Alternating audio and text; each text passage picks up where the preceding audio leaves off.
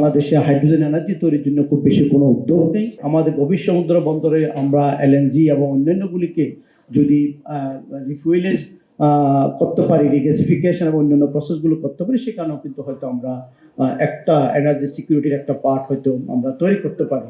এই লার্জ স্কেলে আমি লং রানে আমি যদি বলি, আমরা হাইড্রোজেন এনার্জির দিকে আমাদেরকে যেতে হবে। হাইড্রোজেন এনার্জির অনেকগুলো বৈশিষ্ট্য আছে। আমরা বলি যে নর্মাল কার্বন কোল বেস যে এনার্জি কিংবা কার্বন বেস যে এনার্জি, সেখানে যদি ইলেকট্রিসিটি আমরা সেখানে যদি আমরা এনার্জির ক্যালোরিফিক ভ্যালু দেখি, সেখানে around up to 50 calorie per কেজিতে পাই। কিন্তু আমরা হাইড্রোজেন এনার্জির ক্ষেত্রে সেটা প্রায় 3 গুণ, প্রায় 150 ক্যালোরি পার কেজি।